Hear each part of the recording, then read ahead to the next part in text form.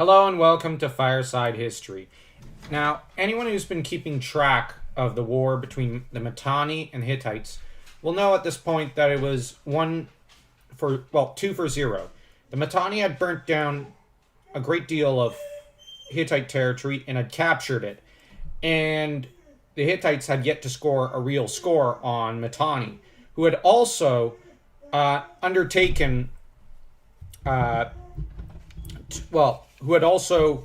successfully defended their borders from Suppiluliumas' last assault. But last time I discussed how Telepinu took up a lot of the administrative duties of, securing the rear guard supply lines for the Hittite armies. And this is the point when Suppiluliumas starts to turn the tide. Now, he's going to deal out his first real chess score against the Mitanni. His first checkmate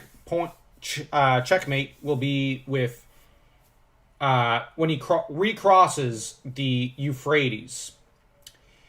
Now, he does so in a series of lightning conquests, wherein he reduces all the local kingdoms that were subject to Mitanni, from the Euphrates to the Mediterranean coast, to Hittite subjugation.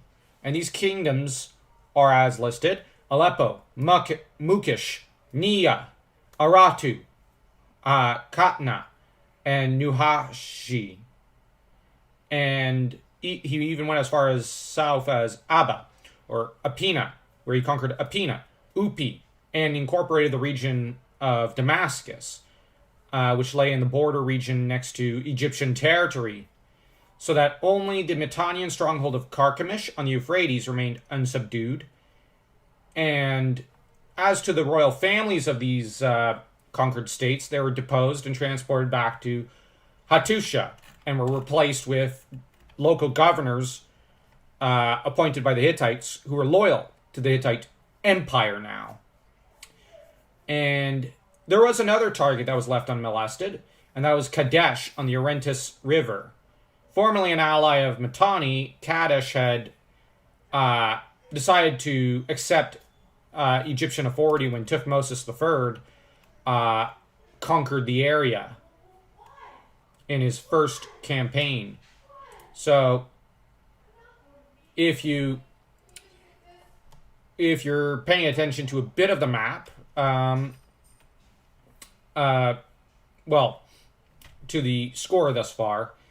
Now, the map of the Middle East will have just been reshaped, as, formerly the Hittites were just some distant people. Now they're right on everyone's doorstep, and they have a comparable empire to their rivals. So I'm going to leave you off with that, and with the score of Mitanni and the Hittites being 2-1.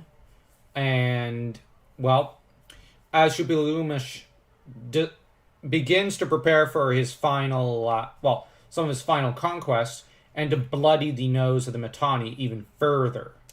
But before we get into that, we're going to get into a local king who was making a nuisance of himself for the Mitanni and the Egyptians, and whom went on to humiliate the Egyptians in particular, although it is, let's be honest, due to their own incompetence and the stupidity of their pharaoh, Akhenaten, who, as stated, is amongst probably the worst pharaoh in Egyptian history. So, stay tuned.